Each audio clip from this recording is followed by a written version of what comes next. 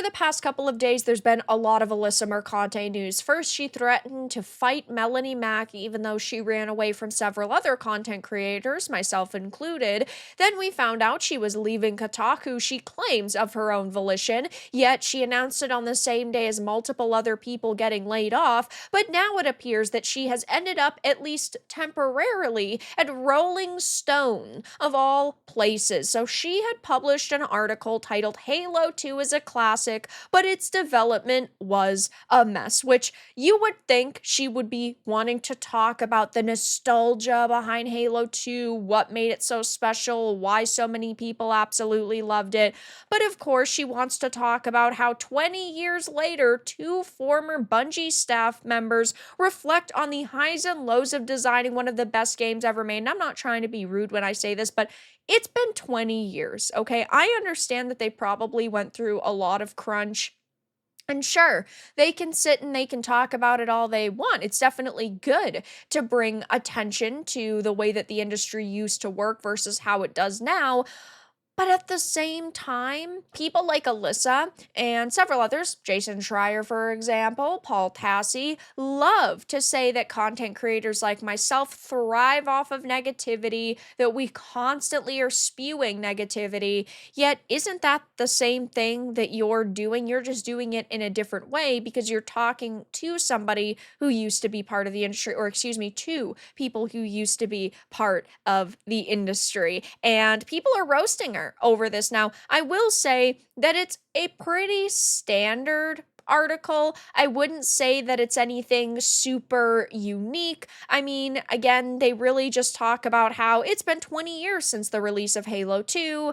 They go through some, basic information, talking about how it was a different era for game design. Yeah, the good era of game design when developers were actually passionate about the content that they were creating instead of putting their activism first instead of people getting hired because they, check off boxes on a checklist. These were people who just were simply the best individuals for the job. But gamers are roasting Rolling Stones because Alyssa, even just over the past couple of days, has made herself look even worse than she previously did. Going around and threatening to beat up content creators is not a good look.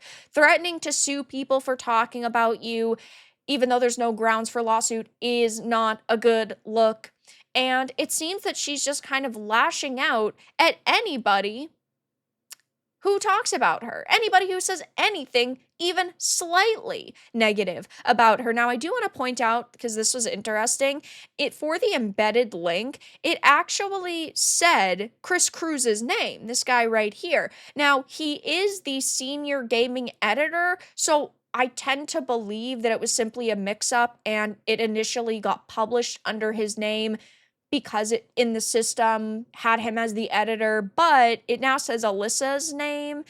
I don't think that there's really any sort of, conspiracy there that, oh, she didn't write it, but I do see people talking about that. I thought that it was relatively funny, but a lot of gamers are now roasting Rolling Stones for working with somebody like this and just Alyssa for going to Rolling Stones. The only credit that I'll really give her for this situation is that she said Halo 2 is the best Halo, and I totally and completely agree with her. We actually are sharing common ground for once. I know is the world ending. I think that Halo 2 was absolutely fantastic. I absolutely love the Arbiter. So good. But people are, questioning everything about this situation, which I'm not particularly shocked, given Rolling Stones has a left bias, but she's just kind of going to probably go to multiple outlets and do some freelance work, try to gain a social media following. That's most likely why she's attacking content creators again, trying to get people to talk about her, but people are pointing and laughing. I'd guess this is a guest piece. Can't imagine them wanting someone on staff who threatens to physically fight YouTubers all the time. I completely agree. Rolling Stones is a joke.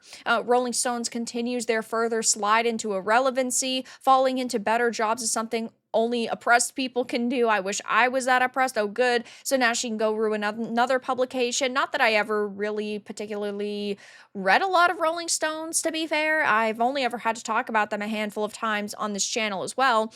Is she failing upwards? What a world. I wouldn't necessarily say she is failing upwards, simply because while Rolling Stones, yes, has a significantly larger reach than Kotaku, we are not talking about something that could really go anywhere for her, I feel. Rolling Stones is not a gaming outlet, and while they might have some gaming writers on staff and they have a gaming section, that doesn't necessarily mean that, in my opinion, she's really failing upwards. There are also a lot of people commenting that they think she's going to be kept on a tight leash, and I totally and completely disagree. I just don't think that Alyssa would go and work somewhere if she had to follow very strict rules, given she loves a lot of attention on social media. She loves the drama. They would have to be paying her absolute insane money for her to basically be told she cannot publicly speak about certain topics, or she cannot, put her personal political opinions into pieces. I just don't see that happening with someone like Alyssa. Maybe that is the case, who knows? But either way, they kind of deserve each other because they are both irrelevant at this point. So I think that this is pretty freaking funny, especially given so many people are sitting here just pointing and laughing. Putting the death of Rolling Stones on my 2025 bingo card. Yep. 8-Bit Eric is also saying what I said. Freelance work likely. Good for her. They won't deal with her bullshit though. Yeah, I mean, like I've said multiple times, even though I do not like Alyssa Mercante, I'm not going to sit here and say that she should not have a job. She is a human being and she is also allowed to have her own opinion.